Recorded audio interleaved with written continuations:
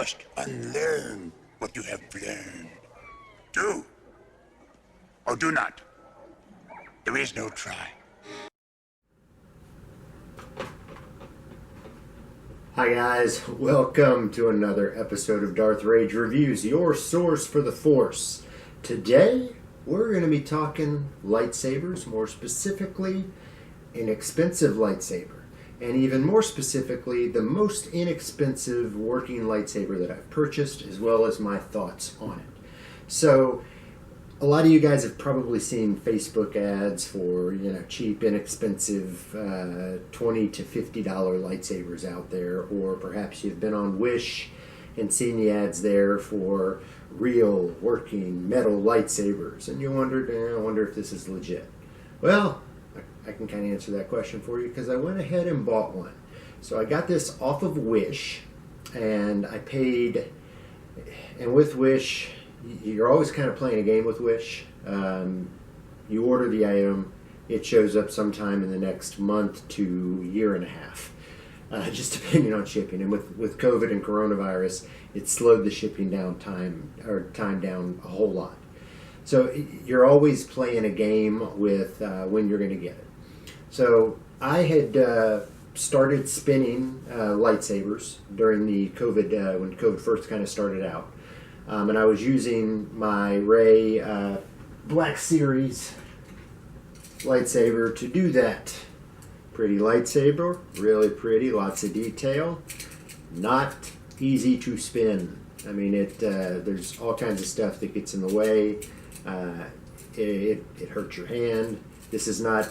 It's a good lightsaber to show off. It's a good lightsaber to display. It's a great lightsaber for accuracy. It's not the best lightsaber to spin.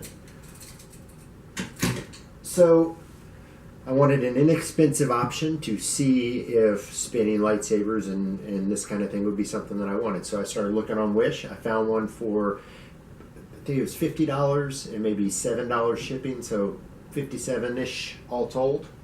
And this is what I got. Now, came with this, with the charging cable, Allen wrench to adjust the blade retention screws, and it also came with a leather wrap that at one time I had on the bottom down here. I just didn't like the way it looked. So you look at it, it's a good looking lightsaber, nice strong blade, pretty design with kind of the tilted emitter there, the slanted emitter, but all in all, very, very pretty lightsaber. You turn it on.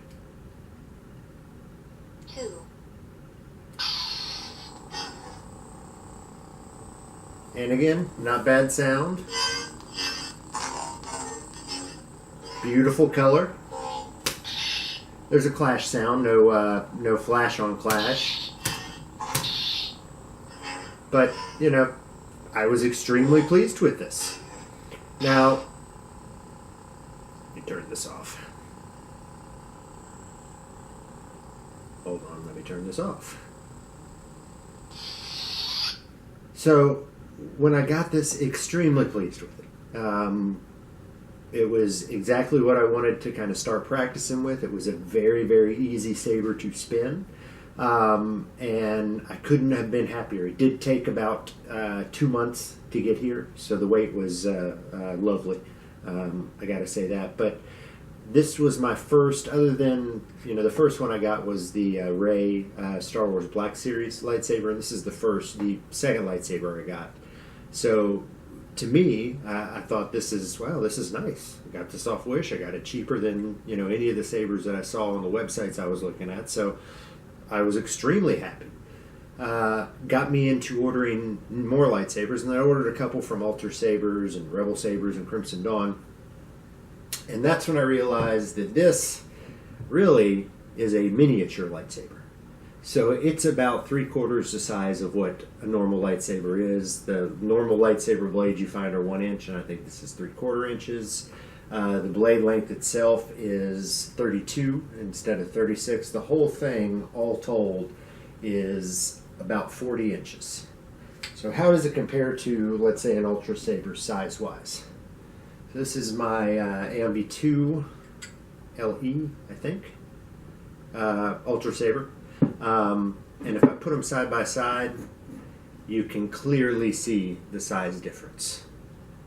So the hilt itself is, at least an inch larger. You've got your 1-inch blade here, and then you've got your little 3/4 inch blade here. It's just basically a smaller version of a real lightsaber.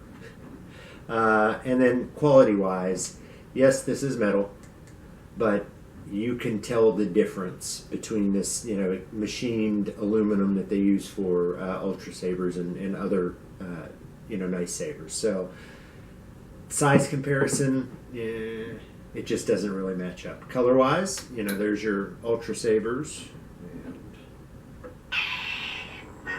And, to me, very comparable.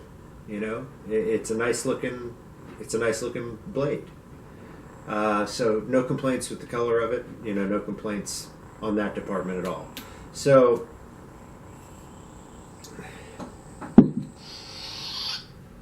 would I recommend somebody get one of these? Honestly, it's not worth what you ultimately pay for, because this ultimately came to right around $60. It was almost a 2-month wait to get it delivered. Everything works on it. I would walk you through the different ways to change the blade to pulse and the different, I think there's 3 different sound fonts on here and 3 different loudnesses.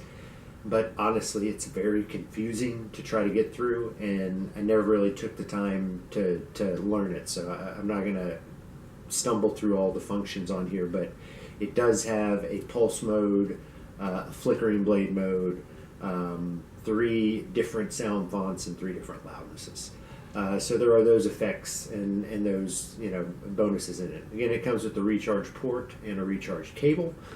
These are all extra things when you are purchasing from most other Saber companies. Also, it does have a lit, illuminated AV switch. But would I recommend this? No. Not when I first got it. Absolutely, I was super pleased with it. I would have given this like 4 stars. Now this is a 2.5 stars, just because it is a lesser quality, much smaller. It's kind of a miniature version of a real saber, and you can get a mystery box from other manufacturers, about $75 with sound, RGB blades. I mean, the options that you can get elsewhere for just a little bit more, and that will arrive much, much quicker. It's just not worth what you're going to end up ultimately paying for this. So please let me save you the trouble. Those little Facebook ads, don't reply to them. For the whatever name Saber company, they're not going to be worth it.